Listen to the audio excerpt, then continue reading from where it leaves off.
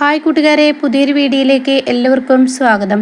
അങ്ങനെ രാഹുൽ വീട്ടിലോട്ട് കയറി വരികയാണ് കേട്ടോ. ഇതേ സമയം തൻ്റെ അച്ഛനായ വിശ്വനാഥൻ പറയണ, മോനെ നീ അവിടെ നിന്നേ എന്ന് പറയുമ്പോൾ, എന്താ അച്ഛാ? എടാ, നീ ഇന്നലെ ചെയ്ത പരിപാടി തീരെ ശരിയായില്ല. അതച്ഛാ, എൻ്റെ ഡ്യൂട്ടി എന്താണെന്ന് അച്ഛനെ അറിയില്ല. ഒരു ഡോക്ടറല്ലേ, അപ്പോൾ എനിക്ക് ആ കുട്ടിക്ക് പോകണ്ടേ, പെട്ടെന്നൊരു ജീവൻ രക്ഷിക്കേണ്ട കേസല്ലേ, അത് പോയല്ലേ പറ്റുള്ളൂ. അത് കേൾക്കുന്ന വിശ്വനാഥൻ പറയണം, അതൊക്കെ നീ പറഞ്ഞത് ശരിയാണ്, ഒരു ജീവൻ രക്ഷിക്കുന്ന കേസാണെങ്കിൽ പോകണം, പക്ഷേ ജീവൻ രക്ഷിക്കെങ്കിൽ മാത്രം. അത് എന്താ അച്ഛൻ അങ്ങനെ പറഞ്ഞത്? അതെ, നിൻ്റെ ചീഫ് ഡോക്ടറായ അവർക്ക് ഞാൻ വിളിച്ചിരുന്നു. ഇത് കേട്ടോടെ തന്നെ അവിടെ ഒന്ന് ഞെട്ടിപ്പോകുന്നുണ്ട്. എടാ, നിൻ്റെ കൂടെ സർജറിക്ക് നിന്ന ഡോക്ടർ ആരാണെന്ന് എനിക്ക് നന്നായി അറിയാം. അയാൾക്ക് ഞാൻ വിളിച്ചപ്പോൾ അങ്ങനെ ഒരു സർജറി ഉണ്ടായിട്ടില്ല, അയാൾ ഇന്നലെ വീട്ടിലുണ്ടായിരുന്നു എന്നൊക്കെയല്ലോ എന്നോട് പറഞ്ഞത്. അത് കേൾക്കുന്ന രാഹുൽ പറയണേ, അച്ഛൻ എന്താ ഈ പറയുന്നത്? അയാളുടെ കൂടെയാണ് ഞാൻ സർജറി ചെയ്യുന്ന അച്ഛനോട് ഞാൻ പറഞ്ഞോ? ഇല്ലല്ലോ, ഇന്ന് വേറെ ഡോക്ടറായിരുന്നു. എന്നും ഇപ്പോൾ അയാളാ ഉണ്ടാവും എന്ന് പറയാൻ പറ്റില്ലല്ലോ. പിന്നെ അത് കഴിഞ്ഞാൽ ഇത്രയും നേരം നീ എന്തിനാ? അതെ, അതൊക്കെ കഴിഞ്ഞു, പക്ഷേ അയാൾ ഒബ്സർവേഷനിലല്ലേ, അപ്പോൾ അതുകൊണ്ട് അയാളെ നോക്കേണ്ട ഉത്തരവാദിത്തം എനിക്കല്ലേ. അതുകൊണ്ടാണ് ഞാൻ അവിടെ നിന്നത്. ചീഫ് ഡോക്ടർ പോവുകയും ചെയ്തു. അതുകൊണ്ട് പുലർച്ചെയായി അയാൾ ഐസിയുലോട്ട് മാറ്റാൻ എന്തൊക്കെ ഇങ്ങനെ വാക്കുകൾ പറയാനേട്ടോ. അപ്പോൾ ഇതൊക്കെ എന്തായാലും നീ ചെയ്യുന്നത് ശരിയല്ല. ആ സച്ചിയുടെ മകളെ ഇങ്ങനെ വേദനിപ്പിക്കുന്നത് എനിക്ക് ഒട്ടും ഇഷ്ടമല്ല. ഇതൊക്കെ നീ സച്ചിയുടെ മകളോടുള്ള പ്രതികാരം ചെയ്യുക. അയ്യേ, എന്താ അച്ഛൻ നീ പറയുന്നത്? അങ്ങനെയൊന്നും ഞാൻ ചെയ്യില്ല. എന്നാലും എടാ, നീ ഇങ്ങനെയൊന്നും ചെയ്തത് ശരിയായില്ല. ആ പെൺകുട്ടി ഈ റൂമിൽ നിന്ന് പുറത്തിറങ്ങിയിട്ട് പോലുമില്ല. നിൻ്റെ അമ്മയാണെങ്കിലോ കുടുംബക്ഷേത്രത്തിലോട്ട് എന്ന് പറഞ്ഞിട്ട് അതിരാവിലെ ഇവിടെ നിന്ന് പോയിരിക്കുന്നു. എന്നാൽ ഈ സമയം ആ പെൺകുട്ടി പുറത്തും വന്നിട്ടില്ല. ഞാൻ പോയി നോക്കിട്ടെ എന്ന് പറഞ്ഞിട്ട് രാഹുൽ ഇന്ദുവിൻ്റെ അരികിലോട്ട് പോകുമ്പോൾ ഇന്ദു ഇങ്ങനെ ബെഡിൽ ഇരുന്ന് പൊട്ടി പൊട്ടി കരയുന്ന ആ ഒരു രംഗമാണ് കേട്ടോ. ഈ സമയം രാഹുൽ, ഇന്ദു നീ എന്തിനാ ഇങ്ങനെ വിഷമിക്കുന്നത്? ഞാനൊരു ഡോക്ടറല്ലേ, ഒരു ജീവൻ രക്ഷിക്കുന്ന കാര്യമല്ലേ. സർജറിയൊക്കെ കഴിഞ്ഞ് അയാളെ നോക്കേണ്ട ഡ്യൂട്ടി എനിക്കായതുകൊണ്ട് തന്നെ എനിക്ക് എത്താൻ കഴിഞ്ഞില്ല, അത്രയേ ഉള്ളൂ, അല്ലാതെ ഒന്നുമല്ല എന്നൊക്കെ പറയുമ്പോൾ ഇന്ദു കരഞ്ഞും കൊണ്ടിരിക്കാനേട്ടാ. ഇതേ സമയത്തും ഞാൻ പറയുന്നതെന്ന് കേൾക്കുക എന്ന് പറഞ്ഞ് ദേഹത്ത് തൊടാൻ ഒരുങ്ങാനേട്ടാ. ഈ സമയം രാഹുലിൻ്റെ മനസ്സിൽ ഒരു ഓർമ്മ വരുന്നു. മൃദുല പറഞ്ഞ വാക്ക് കേട്ടോ, ദേഹത്ത് തൊടാൻ പാടില്ല, ഞാൻ പറയുമ്പോൾ മാത്രമാണ് അവളെ നീ തൊടാൻ പാടുകയുള്ളൂ എന്ന് പറഞ്ഞ വാക്ക് തനിക്ക് പേടിയായി അവിടെ അത് വിടുന്നു കേട്ടോ. പിന്നീട് സുശീലയാണ് കാണിക്കുന്നത്. സുശീല അമ്പലത്തിലോട്ട് പോയിരിക്കുകയാണ്. അമ്പലത്തിലെത്തിയ സുശീലയ്ക്ക് ഭയങ്കര സങ്കടം വരെയാണ്, പൊട്ടിക്കരയാണ്. ഈശ്വര, എല്ലാവർക്കും മുന്നിൽ ഞാൻ ആകെ അപമാനിതയാവുകയാണ് ചെയ്തത്. എൻ്റെ മക്കൾ തന്നെയാണ് എനിക്ക് ഏറ്റവും പാരയായത്. അപ്പോൾ എല്ലാം എനിക്ക് നേരായി വരാൻ ഞാൻ ഈശ്വര കുറേ വഴിപാട് ഇവിടെ നടത്തിക്കോളാം എന്നൊക്കെ പറഞ്ഞ് സുശീല ആ വഴിപാടുകളൊക്കെ ചെയ്ത് ആ അമ്പലത്തിൽ നിന്ന് ഇറങ്ങുമ്പോഴാണ് കേട്ടോ വിനയനും ഈ പറയുന്ന ലതികയും കയറി വരുന്നത് കേട്ടോ. വിനയനെയും ലതികയും കാണുന്ന സുശീലയ്ക്ക് വലിയൊരു തുറപ്പിച്ചിട്ട് തന്നെ തന്നിരിക്കുന്നു ദൈവം എന്ന ആശ്വാസത്തിൽ നോക്കി നിൽക്കണം. ആഹാ വിനയ, നീ മൊത്തത്തിലാകെ മാറിയല്ലോ, നീ ഒരു പാവമായല്ലോ എന്ന് പറയുമ്പോൾ, എൻ്റെ ആൻറ്റി ഇപ്പോൾ എന്താ ഇങ്ങോട്ടേക്ക് വന്നത്? അല്ല വിനയ, നീയും മറ്റുള്ളവരൊക്കെ ചേർത്തിട്ടാണല്ലോ എൻ്റെ സത്യൻ്റെ വിവാഹം നടത്തി, അതിനുള്ള നന്ദി പറയണമല്ലോ. എൻ്റെ ആൻറ്റി, നിങ്ങളെ ഞാൻ സമ്മതിച്ചിരിക്കുന്നു. ഇങ്ങനെ ഒരു പ്രശ്നമൊക്കെ തീർന്നിട്ട് നിങ്ങളുടെ മനസ്സിലൊരു വേദന പോലെയില്ല എന്നിങ്ങനെ പറയുമ്പോൾ സുശീല പറയണം, അതാണ് ഞാൻ ഇന്ന് പറയാനിട്ടോ. ഇതേ സമയം അല്ല, നീയും ചീരുവാണ് ഇപ്പോൾ ഇവിടെ സ്റ്റാറായതും നീയാണ് അവിടെ ചെയ്തതെന്നൊക്കെ പറഞ്ഞിട്ട് ഈ ആനന്ദമാഷിന് മക്കൾക്ക് ആ നന്ദിയൊന്നും ഇല്ലല്ലോ. അപ്പോൾ തന്നെ വിനയം പറയണം, നന്ദിക്ക് വേണ്ടിയിട്ട് ഒന്നല്ലല്ലോ ഞാൻ ചെയ്തത്, അതൊന്നും വിഷയമാക്കണ്ട. എന്നാൽ ഞാൻ നിന്നോടൊരു കാര്യം പറയട്ടെ, നിൻ്റെ ഭാര്യ നിന്നെ അംഗീകരിക്കും.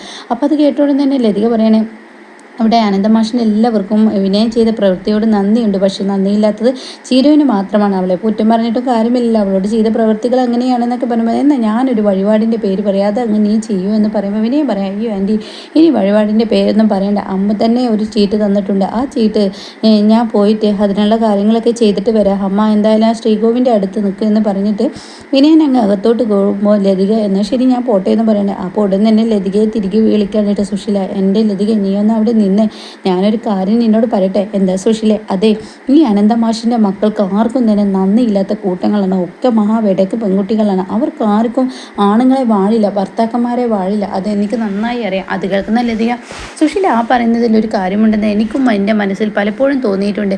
എന്നാലും നിൻ്റെ മകൻ ഇത്ര പാവമായി പോയല്ലോ, എന്തിനാ നിൻ്റെ മകൻ്റെ ചുറുചുറുപ്പൊക്കെ എങ്ങനെ കളഞ്ഞിരിക്കുന്നത്, അവരെന്താ ഇത്ര പൊട്ടനായി മാറുന്നത് എന്നൊക്കെ എന്നെ പറയുമ്പോൾ അവൻ പ്രായശ്ചിത്തം ചെയ്യാണ് ചിരുവിനോട്. അവൻ ചിരുവിനോട് ഒരുപാട് തെറ്റുകൾ ചെയ്തില്ല, അതിനുള്ള പ്രായശ്ചിത്തമാണ് അവൻ ചെയ്യുന്നത് എന്നൊക്കെ പറയുമ്പോൾ, അങ്ങനെയൊന്നും ചെയ്തിട്ട് കാര്യമില്ല, ചീരു ഒരിക്കലും നന്നാവില്ല, ഞാൻ പറയട്ടെ, കുറച്ച് കാര്യങ്ങൾ പറയാനുണ്ട് എന്ന് പറയുമ്പോൾ ലതിക പറയണേ, അത് എനിക്കും തോന്നിയിട്ടുണ്ട്. ഇപ്പോൾ ആനന്ദമാഷിൻ്റെ മകളായ ആ ദയ എന്ന് പറയുന്ന പെണ്ണില്ലേ, ആ പെണ്ണിന് എന്താ പഴയ ഫോട്ടോഗ്രാഫർ നന്ദുവിനെ കണ്ടു പേടിച്ചു എന്ന് അങ്ങനെ എന്തൊക്കെയാണ് പറഞ്ഞ് കേൾക്കുന്നുണ്ട്. അത് കേൾക്കുന്ന ലതിക പറയാണ്, ലതികയോട് ചോദിക്കുകയാണ് സുശീല, അല്ല എന്തപ്പോൾ സത്യത്തിൽ എന്നോട് പറയാൻ പറ്റുമോ? അതിനെന്താ ആൻറ്റി, സുശീല ആൻറ്റി നിങ്ങളോട് പറയാലോ എന്നൊക്കെ പറഞ്ഞിട്ട് അവരെന്തൊക്കെയോ ഇരുന്ന് പറയുന്നുണ്ട് കേട്ടോ.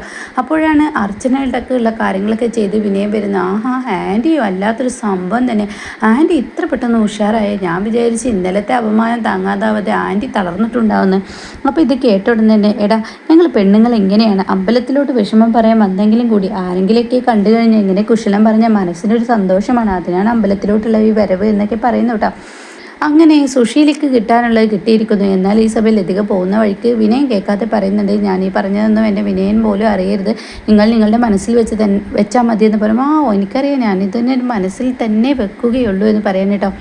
പിന്നീട് സോനയാണ് കാണിക്കുന്നത്, ചെടിക്ക് ഇങ്ങനെ സ്പ്രേ ചെയ്ത് കൊടുക്കുകയാണ്. ആ സമയമാണ് അങ്ങോട്ടേക്ക് സത്യം കയറി വരുന്നത്. അപ്പോൾ സത്യം പറയണേ, ദേ സോനെ, ഞാൻ എന്നോടൊരു കാര്യം പറയട്ടെ, പ്രതിഭയ്ക്കുള്ള പണികളൊക്കെ ഒന്ന് പഠിപ്പിച്ച് കൊടുക്കുക, ഞാൻ എന്തായാലും പോവാണ് ജോലിക്ക്, നീ പഠിപ്പിച്ച് കൊടുക്കുക എന്നൊക്കെ ഇവർ പറയുമ്പോൾ ഉടൻ തന്നെ പറയണേ, അതെങ്ങനെ പഠിപ്പിച്ച് കൊടുക്കേണ്ട ആവശ്യം, ഇവിടെ പ്രതിഭയും അനുവേടത്തെയൊക്കെ പണിയെടുക്കാൻ ഉഷാറുള്ളവരാണ്, അവർക്കൊന്നും പണി പഠിപ്പിച്ച് കൊടുക്കേണ്ട എന്നൊക്കെ പറയുമ്പോൾ അമ്മയുടെ വെറുപ്പ് സമ്പാദിക്കേണ്ടല്ലോ എന്ന് കരുതിയാണ് എന്നോട് ഇക്കാര്യം പറഞ്ഞത്, നീ അതങ്ങ് ചെയ്യേന്ന് പറയട്ടോ. ഇതേ സമയം ഉടൻ തന്നെ അത് പറയണേ, അയ്യോ അങ്ങനെയൊന്നുമില്ല, അമ്മ ഇവളെ വെറുക്കത്തൊന്നുമില്ല, എന്തായാലും എനിക്കൊരു കാര്യം പറയാനുള്ളത്, അമ്മ ഇവളെ ഇഷ്ടമാണോ ഇഷ്ടമല്ലേ ഒന്നും മനസ്സിലാക്കാൻ അമ്മയുടെ മനസ്സ് മനസ്സിലാക്കാൻ കഴിഞ്ഞിട്ടില്ല.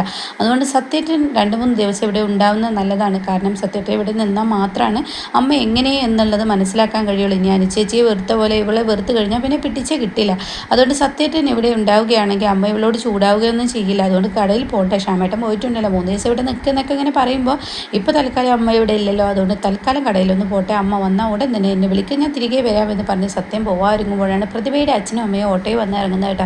അത് കാണുന്ന പ്രതിഭ ഓടിച്ചെന്ന് തൻ്റെ അച്ഛനെയും അമ്മയും കെട്ടിപ്പിടിക്കുന്ന സന്തോഷം കൊണ്ട് പറയാൻ വാക്കുകളില്ല.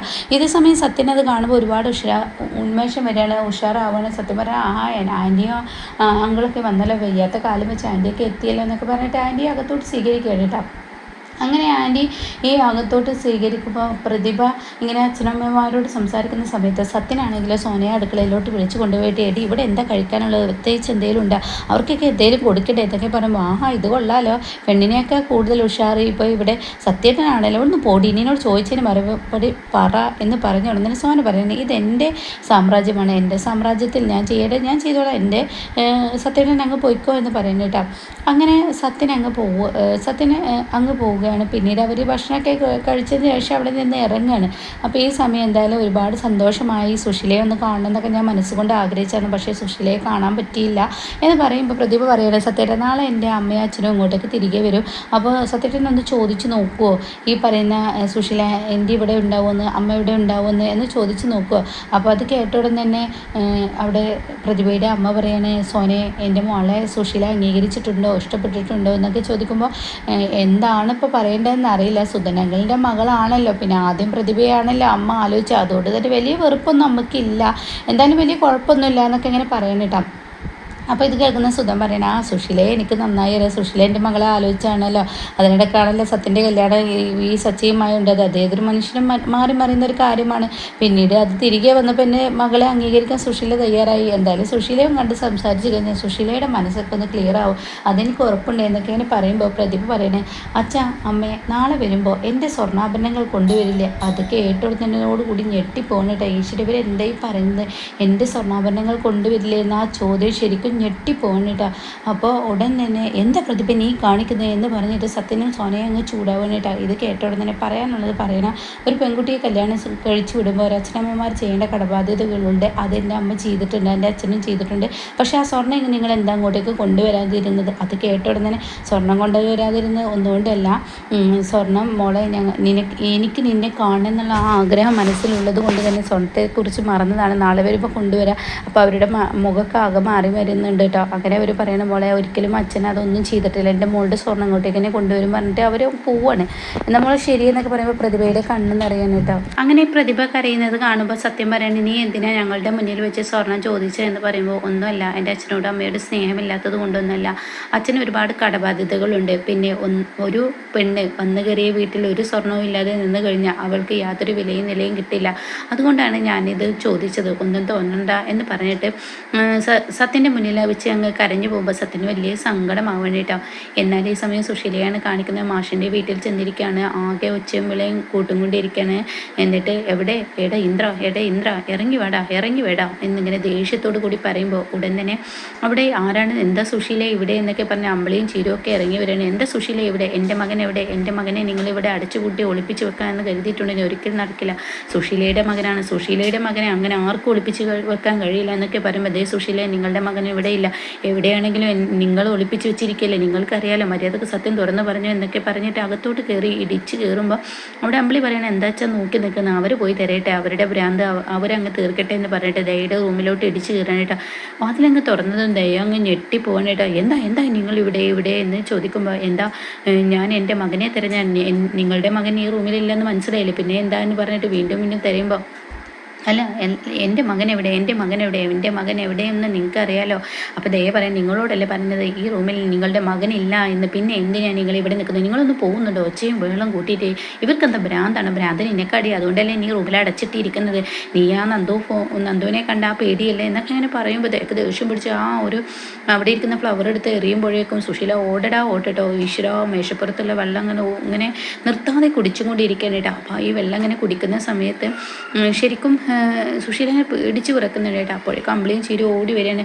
എന്താ അവൾക്ക് മൊത്തം ഭ്രാന്തായി, അവൾ വട്ടായി, അവളെ ഫോട്ടോഗ്രാഫർ നന്ദുവിനെ കണ്ട് പേടിച്ചിട്ടല്ല അവൾ ഇങ്ങനെയൊക്കെ കാട്ടുന്നത്, അവളുടെ സമനില തെറ്റിയില്ല, അവൾ ഭ്രാന്തായില്ല എന്നൊക്കെ പറയുമ്പോൾ നിങ്ങളൊന്നും മിണ്ടാതിരിക്കുമെന്ന് പറയണം കേട്ടോ. എന്നാൽ ഈ സമയം അനന്തമാഷ് ഇത് കേട്ടിരിക്കുന്നു. അങ്ങനെ നിങ്ങൾക്കിപ്പോൾ എന്താ വേണ്ടത്, നിങ്ങൾക്ക് നിങ്ങളുടെ മകൻ എവിടെയെന്ന് അറിയണമല്ലോ, അത് ഞാൻ പറഞ്ഞുതരാം, നിങ്ങളുടെ വീടിൻ്റെ 1/2 കിലോമീറ്റർ അടുത്ത് തന്നെ നിങ്ങളുടെ മകൻ അവിടെ ഉണ്ട് എന്ന് പറയുമ്പോൾ ഉടൻ തന്നെ സുശീലക്ക് സമാധാനമാവാനായിട്ടാ. എന്നിട്ട് പറയണം, അല്ല സത്യത്തിൽ ഇത് ഏക്ക് ഭ്രാന്താണ്, സമതല നിങ്ങൾ നിങ്ങളുടെ മകളെ ഇവിടെ കെട്ടിയിട്ടിരിക്കുന്നത് എന്നൊക്കെ സുശീല പറയുമ്പോൾ നിങ്ങൾക്കറിയേണ്ടത് നിങ്ങൾ അറിഞ്ഞു, നിങ്ങൾ പോയിക്കോളൂ, ഈശ്വരാതിനെ ഞാൻ രക്ഷപ്പെട്ടു എന്ന് പറഞ്ഞിട്ട് സുശീല നേരെ അവിടെ നിന്നങ്ങ് ഇറങ്ങിയിട്ട്, നിങ്ങൾ പറയുന്ന കള്ളങ്ങളൊന്നും എനിക്ക് വിശ്വസിക്കാൻ പറ്റില്ല, എൻ്റെ മകനെ എനിക്ക് മുന്നിൽ നിങ്ങൾ കാണിച്ചു തരണമെങ്കിൽ മാത്രമാണ് ഞാൻ ഇവിടെ നിന്ന് പോകുള്ളൂ എന്ന് പറഞ്ഞിട്ട് സുശീല ഉമ്മറപ്പടിയിൽ അങ്ങ് ഇരിക്കണം കേട്ടോ. ഇത് കാണുന്ന മാഷിനങ്ങ് ദേഷ്യം പിടിക്കുകയാണ്. മാഷ് പറയണേ, എന്താ സുശീല നീ കാണിക്കുന്നത്, നിൻ്റെ മകൻ എവിടെയുണ്ടെന്ന് അറിഞ്ഞില്ലേ, എൻ്റെ മകൻ എവിടെയുണ്ടെന്ന് നിങ്ങൾ പറയുന്ന കള്ളം കേട്ട് ഞാൻ അങ്ങ് പോകില്ല, അവൻ എനിക്ക് മുന്നിൽ വരണം എങ്കിൽ മാത്രമാണ് ഞാൻ പോകുള്ളൂ എന്ന് പറയുമ്പോൾ ഉടൻ തന്നെ ചീരു ആ ഫോണെടുത്ത് വിളിക്കണം കേട്ടോ. ഇതേ സമയം അനുപമയെ കാണിക്കുന്നുണ്ട്. അനുപമയും ഇന്ദ്രനും ഇങ്ങനെ ഭക്ഷണം കഴിച്ചും കൊണ്ട് ഇരിക്കുകയാണ്. അപ്പോൾ അവർ ഭക്ഷണം കഴിക്കുമ്പോൾ അനുവിനോട് ഇരിക്കാൻ വേണ്ടി പറയാം, അനു നീ ഇരിക്കുമെന്ന് പറയുമ്പോൾ ഇല്ല ഇന്ദ്രേട്ടൻ കഴിഞ്ഞതിന് ശേഷം ഞാൻ ഇരിക്കാം. അതെന്താ, കുഞ്ഞെണീച്ച കുഞ്ഞിന് കൊടുക്കണം, അപ്പോൾ കുഞ്ഞിൻ്റെ കൂടെ കഴിക്കാൻ വേണ്ടിയാണ്. ഇത് കേട്ട ഞാൻ പുറത്ത്, നിങ്ങൾ രണ്ടാളും ഒറ്റ കെട്ടില്ലേ, അതിനെന്താ ഇന്ദ്രേട്ട, ഓഫീസിൽ ഈ പറയുന്ന കടയിൽ ഒഴിവുള്ള ദിവസം നമുക്ക് എല്ലാവർക്കും ഒരുമിച്ച് ഭക്ഷണം കേക്ക് ഉണ്ടാക്കുകയൊക്കെ ചെയ്യാം, അതിനെന്താ എന്നൊക്കെ പറഞ്ഞ് അവർ സന്തോഷിച്ചിരിക്കുന്ന സമയത്ത് ഭാനുമ അങ്ങ് കടന്നു വരുന്നത് കേട്ടോ. ഭാനുമയെ കാണുമ്പോൾ ഒത്തിരി സന്തോഷമാവാണ്. അങ്ങനെ ഭാനുമ വീടൊക്കെ കണ്ടുപിടിച്ചു, മക്കളുടെ കൂടെ ഭക്ഷണം കഴിച്ച് എത്ര നാളായി, എൻ്റെ അനുവിൻ്റെ കൈ കൊണ്ട് കിട്ടിയ ഭക്ഷണം കഴിച്ച് എത്ര നാളായി, ഇരിക്കും ഭാനുമ എന്നൊക്കെ പറഞ്ഞ് ഭക്ഷണം വിളമ്പി കൊടുക്കുമ്പോൾ എനിക്കൊന്നും മതി എന്നൊക്കെ ഇങ്ങനെ പറയാൻ കേട്ടോ. ഇതേ സമയം ഭാനുമ പറയണേ, എന്തായാലും എൻ്റെ മക്കളുടെ ഈ സന്തോഷം കാണാനാണ് ഞാൻ കാത്തിരുന്നത്. എന്തായാലും ഇന്ദ്ര നീ ഇപ്പോൾ എടുത്ത തീരുമാനം അത് നല്ലത് തന്നെ, നിൻ്റെ അമ്മയുടെ അടുത്ത് നിന്ന് ഇവളെ മാറ്റി ഇവളെ സന്തോഷത്തോടു കൂടി നീ കൂടെ കൂട്ടുന്നല്ല, അത് തന്നെ വലിയ കാര്യം. അപ്പോൾ ഇത് കേൾക്കിട്ട് ഉടൻ തന്നെ ഭാനുമ്മയോട് പറയാണ്, ഭാനുമ തിരിച്ചു പറയാണ്, എന്തായാലും അനുപമ തിരിച്ചു പറയാണ്, അല്ല അവിടുത്തെ വിവരം എന്താണ്, അവിടുത്തെ വിവരം എന്തായി എന്നൊക്കെ ഇങ്ങനെ ചോദിക്കുകയാണ് കേട്ടോ. അപ്പോൾ ഉടൻ തന്നെ ഇത് കേട്ട ഉടൻ തന്നെ അവിടെ കുഴപ്പമൊന്നുമില്ല, അവിടെ സുഖമായി പോകുന്നു, അല്ല പ്രതിഭയെ അമ്മ അംഗീകരിച്ചോ. അത് കേൾക്കുന്ന അനുപമ ഇന്ദ്രനാണിത് ചോദിക്കുന്നത്. അപ്പോൾ തന്നെ അനുപമ പറയാണ്, അത് അംഗീകരിക്കില്ല, കാര്യം എന്ന് പറഞ്ഞാൽ അമ്മയുടെ കുടുംബമല്ല, അതുകൊണ്ട് എനിക്ക് മുന്നിൽ അമ്മ വിജയിച്ചെങ്കിൽ പ്രതിഭയ്ക്ക് മുന്നിൽ തോറ്റാൽ നമുക്ക് വലിയ പ്രശ്നമൊന്നും ഉണ്ടാവില്ല എന്നൊക്കെ ഇങ്ങനെ പറയണ്ട. അങ്ങനെയൊക്കെ തന്നെയാണ്. എന്നാൽ ഈ സമയം ഇന്ദ്രൻ ഞാൻ പോട്ടെ എന്നൊക്കെ പറഞ്ഞിട്ട് അമ്മ ഇവിടെ ഞാനുള്ളത് അറിഞ്ഞിട്ടുണ്ട്, ഇല്ല താമസിയാതെ അറിയുമെന്ന് പറയാം കേട്ടോ. അങ്ങനെ ഇന്ദ്രൻ അങ്ങ് പുറത്തിറങ്ങുകയും ചെയ്തു. അപ്പോഴാണ് ഈ ഫോൺ കോൾ വരുന്നത്. അങ്ങനെ ഇന്ദ്രൻ ഫോൺ എടുക്കണം. എന്താ ചിരു എന്നൊക്കെ ചോദിക്കുമ്പോൾ അതെ നിങ്ങളുടെ അമ്മ ഇവിടെ വന്നിട്ടുണ്ട്, ഇവിടെ വന്ന് വെള്ളം കൂട്ടുക, സ്പീക്കറിലിട്ടിട്ട് ഇന്ദ്രനെ കൊടുക്കണം കേട്ടോ. അപ്പോൾ ഉടൻ നിൻ്റെ എന്തിനാ അമ്മ ഇങ്ങനെ മറ്റുള്ളവരെ ബുദ്ധിമുട്ടിക്കുന്നത്, ഞാൻ ഇവിടെ ഉണ്ടല്ലോ, നീ എവിടെയാണെങ്കിലും എനിക്കോ തൊട്ടരികിലുണ്ടായിട്ട് നീ എന്നെ ഒന്ന് വിളിച്ച് വിവരം അറിയിക്കുകയോ ഒന്നും ചെയ്തില്ലല്ലോ. എൻ്റെ മക്കളെല്ലാം എന്നെ വേണ്ടെന്ന് വെച്ചു, എൻ്റെ മക്കളെല്ലാം എന്നെ തഴഞ്ഞു, അതുകൊണ്ട് തന്നെ എനിക്കിനി വേണ്ട, സുശീല മരിച്ചാൽ മതി, സുശീലക്കിനി ജീവിക്കണ്ട. അമ്മേ വെറുതെ കാര്യമില്ലാതെ പ്രശ്നമുണ്ടാക്കാതെ അവിടെ നിന്ന് പോന്നിട്ട് വീട്ടിലോട്ട് വാ, ഞാൻ വീട്ടിലേക്ക് അങ്ങ് വരാം, അമ്മ അങ്ങോട്ടേക്ക് പോന്നാൽ മതിയായി, എല്ലാം കൊണ്ട് മതിയായി. എൻ്റെ മക്കളെ എന്നാലും എൻ്റെ തൊട്ടരികിലുണ്ടായിട്ട് എന്നെ കബളിപ്പിച്ചല്ലോ, നീ എന്നെ വിട്ട് നീ എന്നെ വേണ്ടെന്ന് വെച്ച് നീ ആ വീട്ടിൽ നിന്ന് ഇറങ്ങിയില്ലെന്നൊക്കെ പറഞ്ഞ് സുശീല അവിടെ നിന്ന് പോകുമ്പോൾ മാഷ് എന്ത് ചെയ്യുന്നു, ഇവരിങ്ങനെ തുറച്ച് നോക്കണം കേട്ടോ. ഒന്നും ഇല്ലാതെ മാഷ് അകത്തോട്ട് പോകുമ്പോൾ അമ്പിളി പറയണേ എല്ലാ സത്യങ്ങളും അച്ഛനെ അറിഞ്ഞു എന്നാണ് തോന്നുന്നത്, അച്ഛൻ്റെ മുഖഭാവം കാണുമ്പോൾ അങ്ങനെ തോന്നുന്നതെന്നൊക്കെ ഇങ്ങനെ പറയുമ്പോൾ ഉടൻ തന്നെ ഉണ്ടാവില്ല എന്ന് വിചാരിക്കുക എന്ന് പറയും കേട്ടോ. അപ്പോൾ ഇങ്ങനെയൊക്കെയാണ് ഇന്നത്തെ എപ്പിസോഡ് വന്നിരിക്കുന്നത്.